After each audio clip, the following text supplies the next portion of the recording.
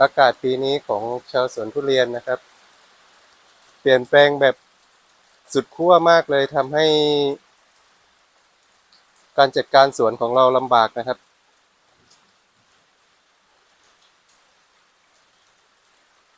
ถ้าจัดการไม่ดี